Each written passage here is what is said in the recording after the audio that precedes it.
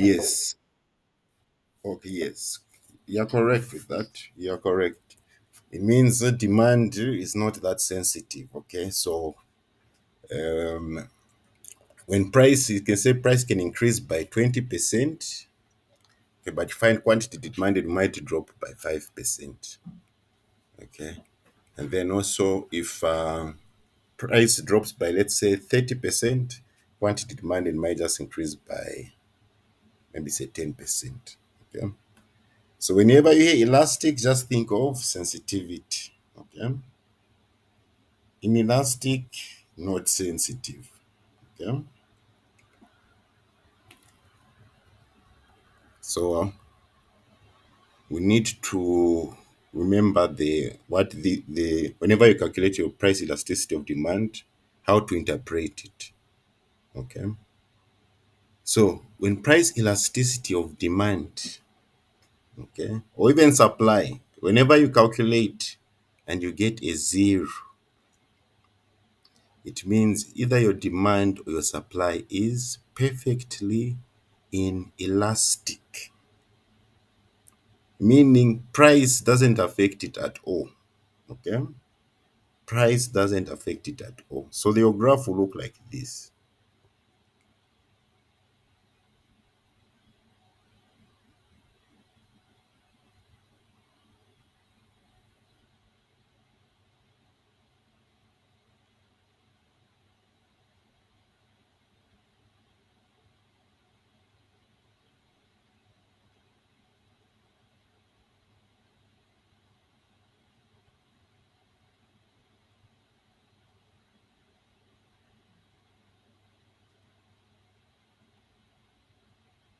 Straight line like this. Okay? Meaning if price increases, let's say from P1 to P2, quantity demanded or quantity supplied is not going to change. Okay? Whether prices go up or prices go down. Okay, so if PED equals zero, okay, demand or supply is perfectly inelastic, meaning there is no response from it in quantity in the quantity demanded or the change in quantity supplied when the price is thing.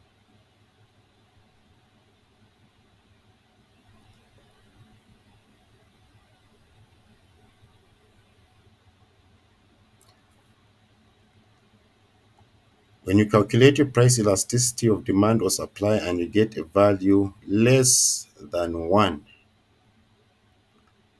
then either demand or supply is inelastic, so not sensitive to any changes yet.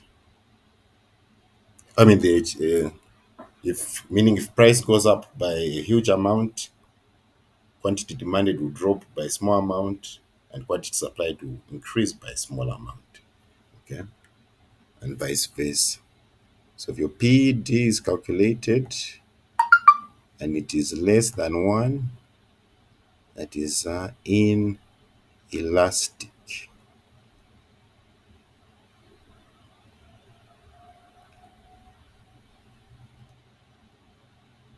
Inelastic. So this is how an inelastic demand curve looks and an inelastic supply curve looks.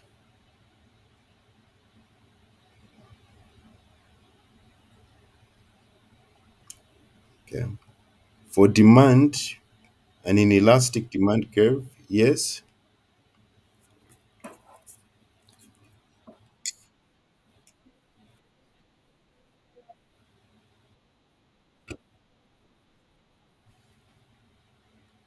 I'm showing the demand curve and the supply curve that are perfect, that are inelastic. But it's both demand and supply here. This one is both demand and supply. Yes.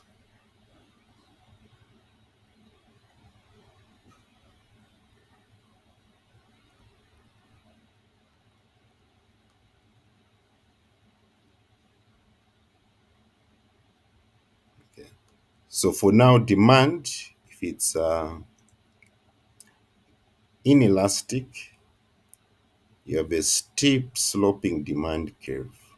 Okay, a steep sloping demand curve. D,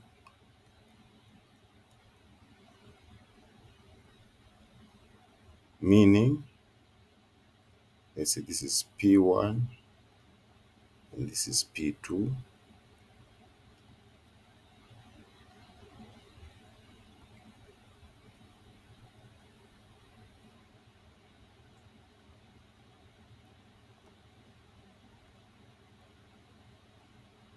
So when price increases to P2, so price has increased by a great amount. Okay, but if you look at demand, okay, it has just reduced by a small amount. Okay,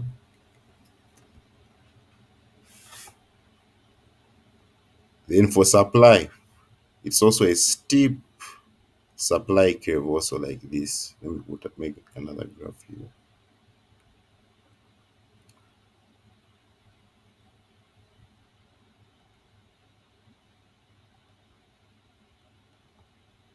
Okay, steep sloping supply curve. Okay, so these curves look like a bend letter I. Okay, bend letter I, which should be very steep sloping.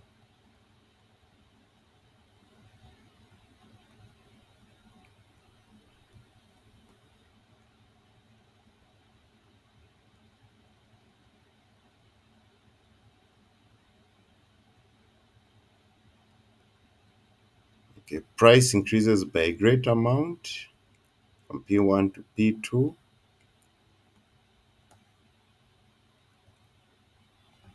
but quantity supply just increases by a small amount. Okay, from Q1 to QS. Okay, so this is inelastic demand and supply. Okay, when demand and supply, they are not greatly responsive to changes in price. Any questions before we go to the next interpretation of the thing, these values?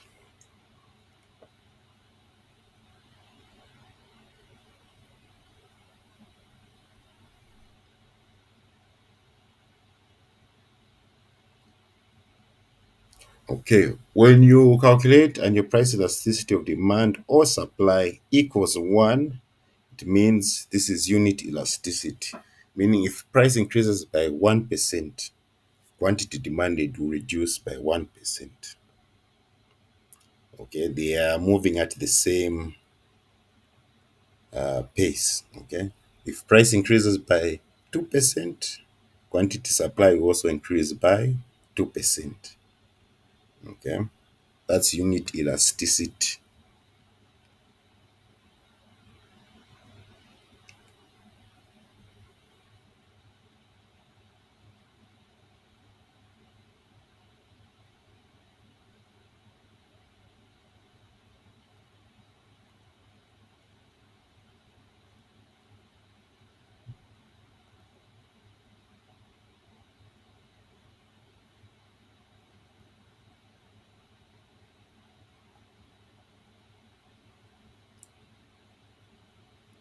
So it's kind of fair diagonal, as you can see. Okay, showing a constant rate of change. Okay, this is when PED equals 1. Okay, for demand, for supply.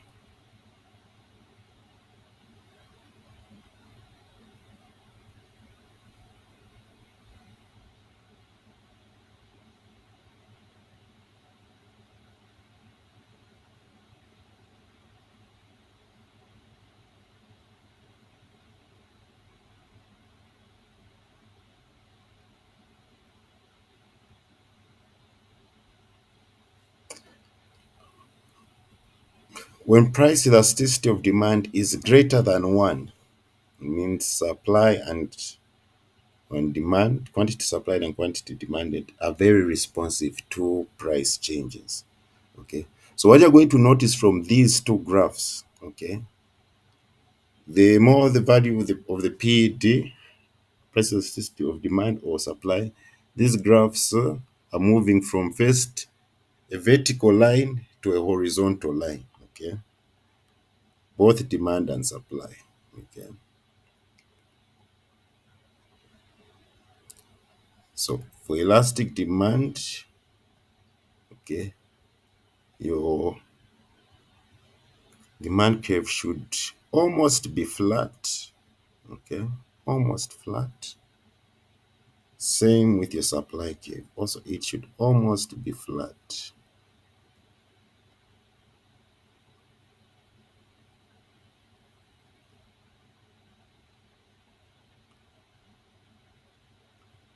Okay.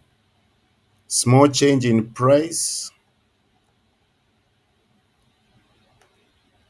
is going to lead to a big change in quantity demanded or supplied, as the graph illustrates here. Okay. If price goes down, quantity demanded increases by a big amount. Okay. Similar here with price elasticity of supply.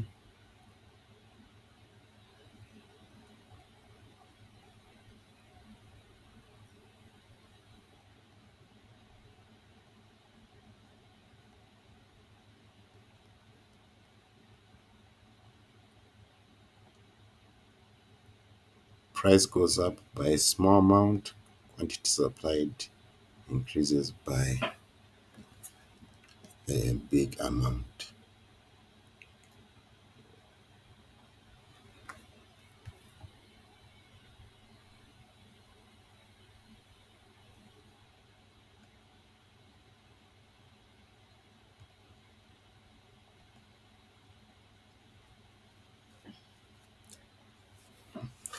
Okay, when you calculate your price elasticity of demand and you get infinity, okay, you do your calculations and you get infinity,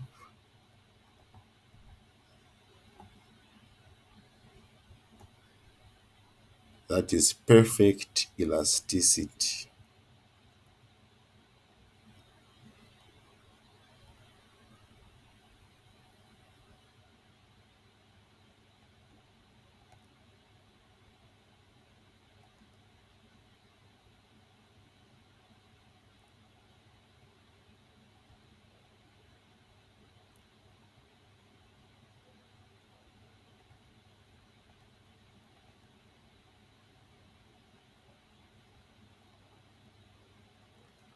Okay, you have flat demand curve, flat supply curve.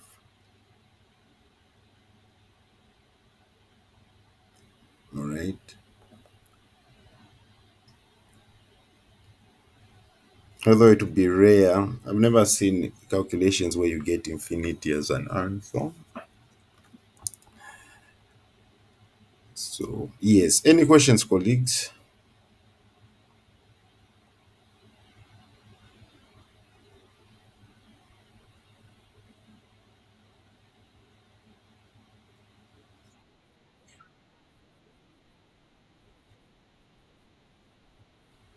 Yes.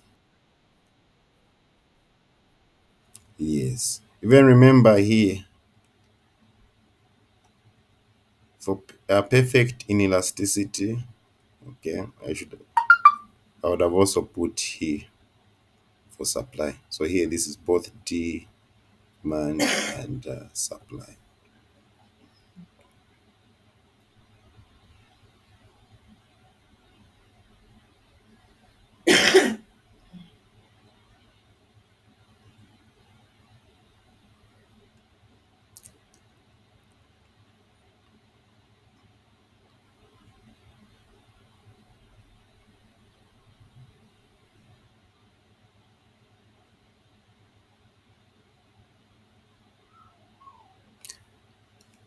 So let's look at some of the determinants of price elasticity of demand and price elasticity of supply. Okay. So, colleagues, what would be the, like, for example, if price increases by a small amount, by a big amount, then you find quantity demanded doesn't really change. What would be a reason why the quantity demanded won't respond greatly to changes in price?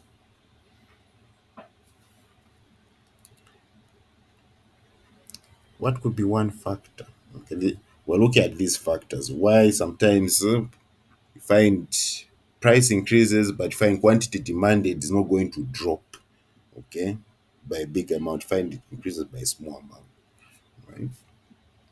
First reason is the availability of substitutes, okay? Salt hasn't got any substitute, okay? It has got no substitute, meaning,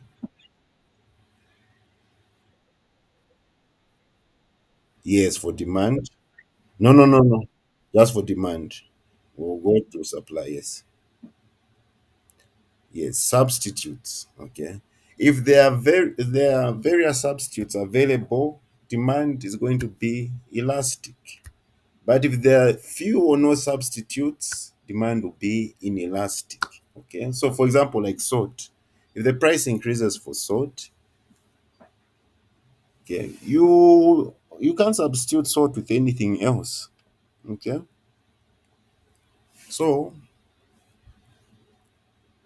you still buy the salt, just maybe in less quantities now, but you still need it. Okay. So this is the rule here. If there are substitutes available, demand is elastic, because if the price of one good goes up, you can, people can switch and and go and buy the other good. Okay, meaning demand for that good is elastic. For example, let's say tea and coffee. Okay, we're looking at the demand for tea. Okay, if we say the demand for tea is elastic, it's because tea has got many substitutes. So if the price of tea increases by a small amount, people stop buying the tea and they'll start buying the coffee. So you find quantity demanded for tea is going to reduce by a great amount. Okay. And vice versa. Okay. If the price of tea goes down by a big amount, okay, it will become cheaper than coffee. So people will start buying more tea and stop buying coffee. So if I now quantity demanded is going to grow by a great amount for the tea, because people have stopped buying the coffee and they're buying the tea.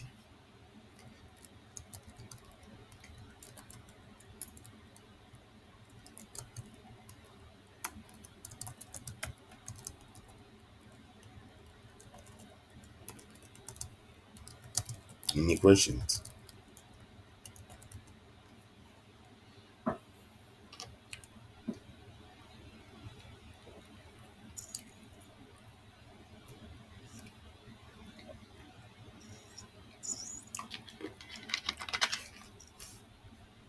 Okay. Necessities versus luxuries. Okay. For example, medicine is more than a necessity. Okay. So if the price of certain medicines go up, okay, you need that medicine to survive. Let's say, for example, cancer medicine, this diabetes medicine, okay, you need that. So if the price of that medicine goes up, you still have to buy it. Okay, you still have to buy it, because if you don't buy it, um, you you might die. Okay. Now, if a good is not a necessity, it's a luxury. Okay, then demand now becomes elastic, because if the price of that good goes up, people know that, okay, we don't really need this good to survive. It's just a luxury. So They stop buying it or they'll reduce their purchase of it.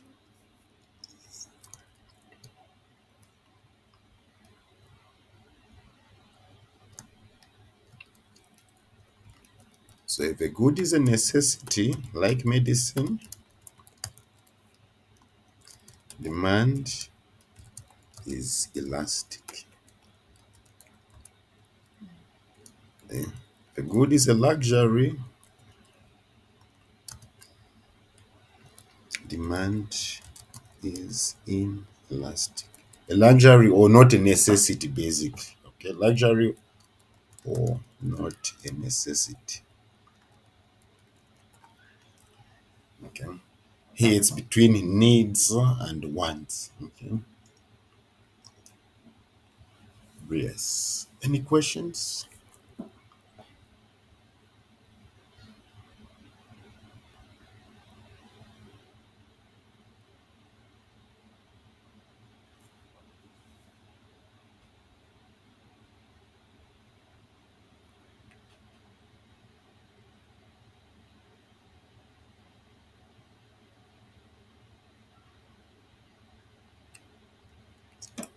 Proportion of income spent. Okay. If a good or service. Mhm.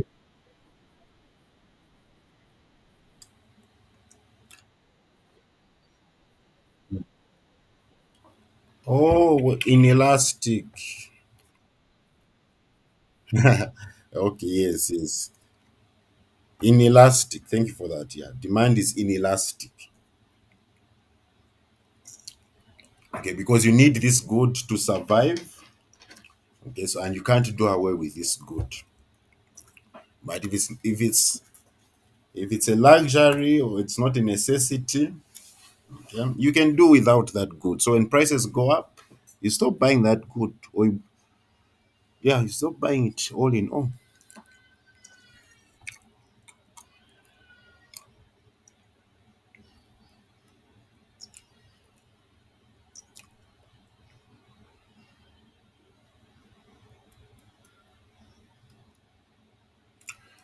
Proportion of income spent. Okay, so if something takes a good amount of your income, okay, demand for that good is going to be elastic, meaning if the price of that good or that service goes up, okay, you can't afford to continue paying the higher price, so you might switch that good, okay, because your income is going to be finished. Think of it like this. For example, if your income is 1000 kwacha,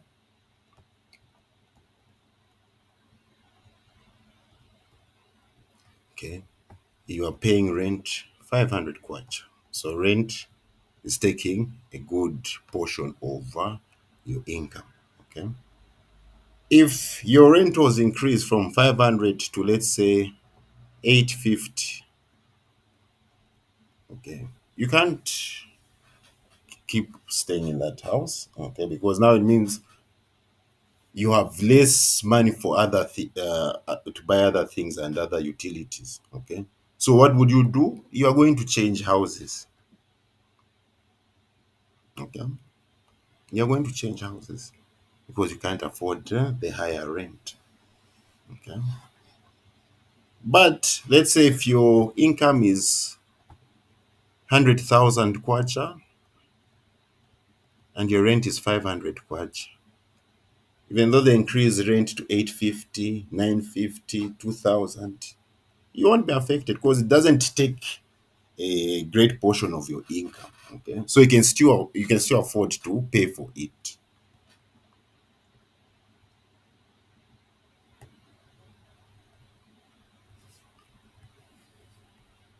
Okay. So if a good or a service, okay, takes a great proportion of your income, demand for that good or service is going to be elastic, meaning when prices increase, okay, you are going to either stop buying that good, okay, or you might change even the service, okay, because it will finish eventually. It's going to finish all of your income and you won't have anything else. Okay.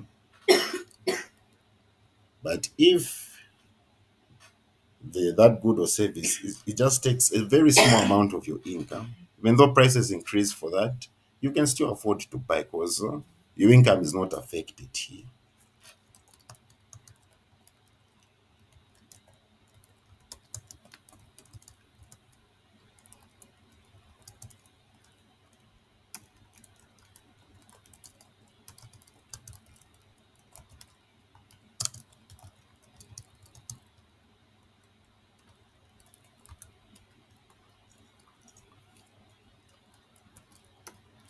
And if a good or service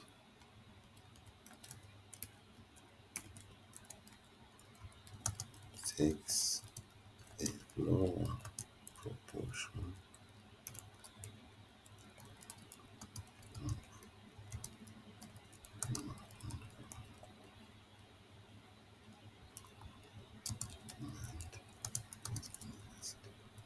okay.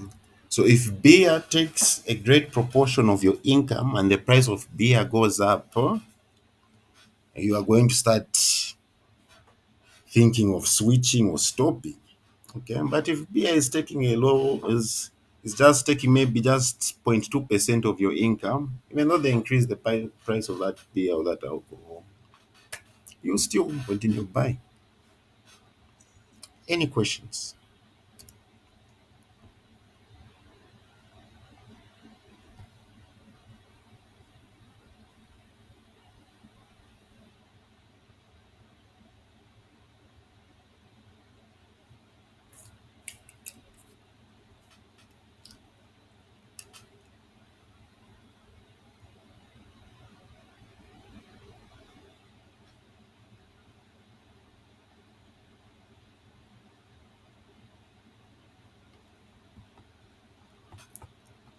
Time horizon.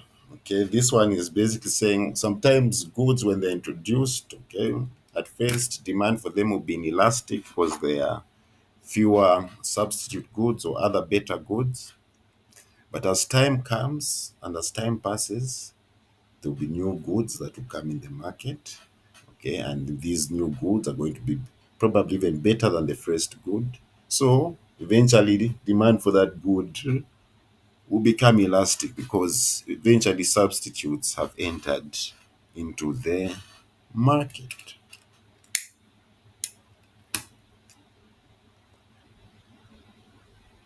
Okay,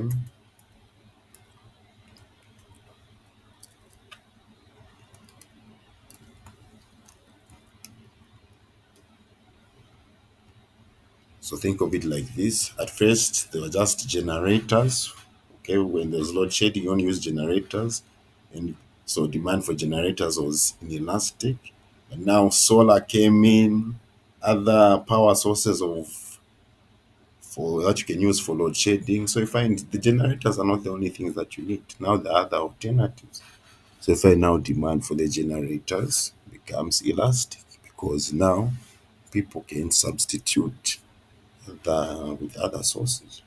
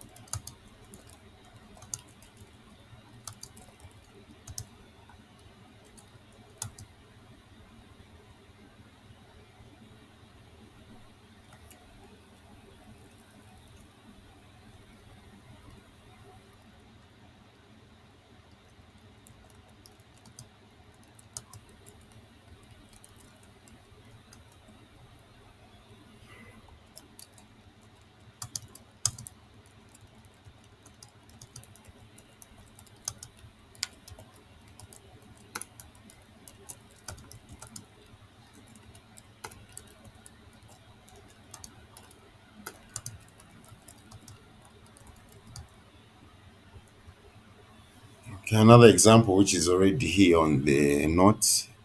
In rain season, think of it as the short run. Demand for umbrellas is inelastic. Okay, because you need an umbrella in rain season. So if the prices go up, you still need an umbrella. But after rain season, the long run, right? These other seasons, demand for umbrellas will become elastic because nobody needs an umbrella anymore.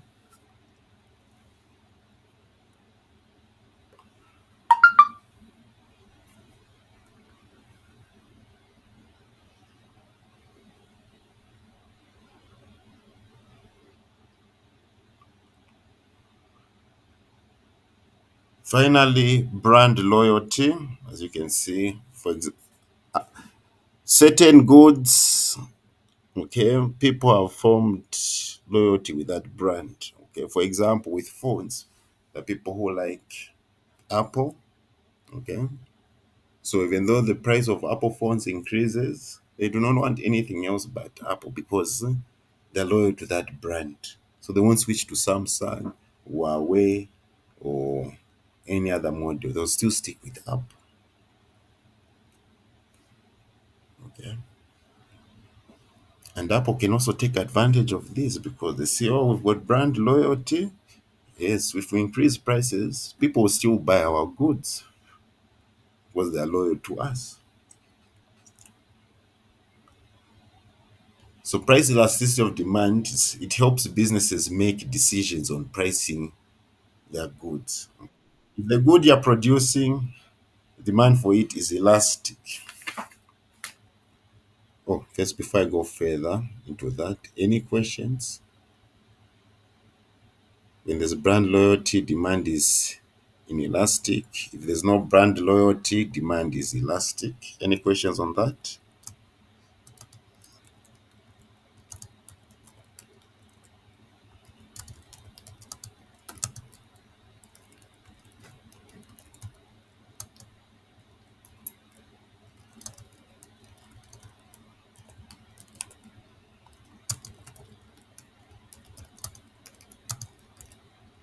Okay, if you're not loyal to Apple, they increase the prices of their phones. Okay, you switch and you buy a Huawei or an itel.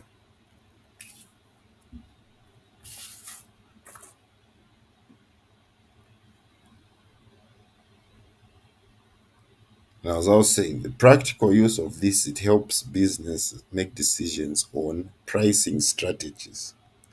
Okay. If you are a business, okay, and you are producing, let's say, a soft drink, where you know there are a lot of substitutes in the market, how will you price your drink?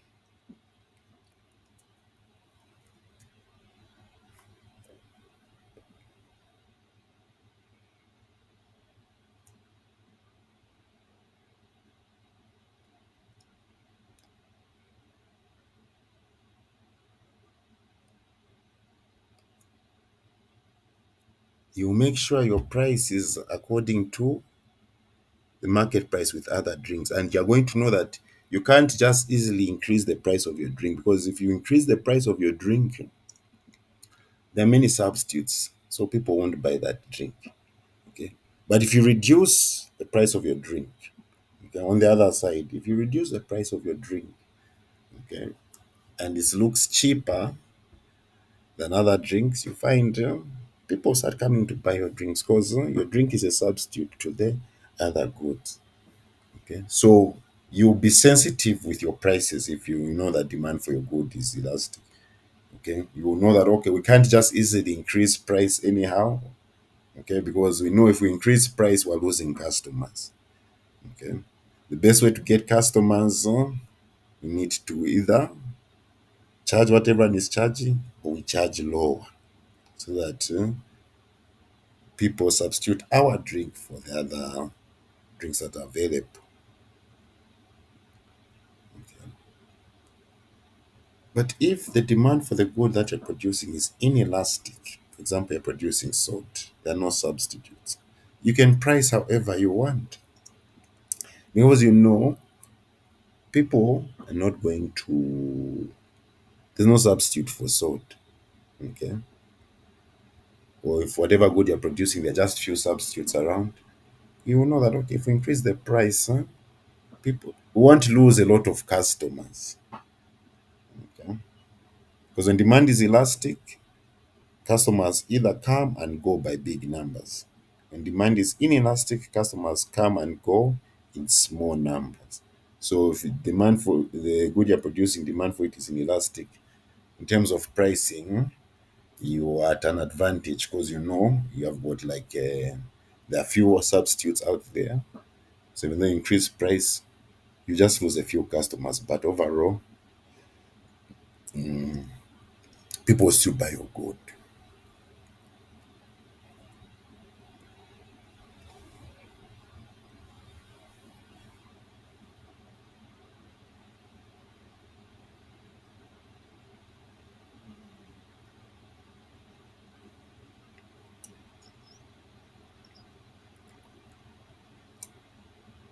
Okay, so let's see.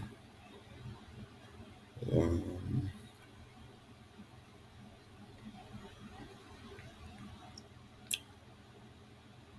hope you remember the formula for price elasticity of demand: percent change in quantity demanded over percent change in price. Since time has run out, so next time we meet, did we look at when we looked at price elasticity of supply? We also looked at the determinants, right? Did we look at the determinants of price elasticity of supply?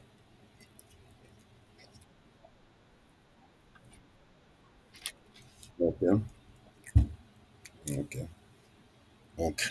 So the next time we're meeting, it's income elasticity of demand, how quantity demanded changes with income, and cross price elasticity of demand, how the quantity demanded of one good responds to changes in price of another good.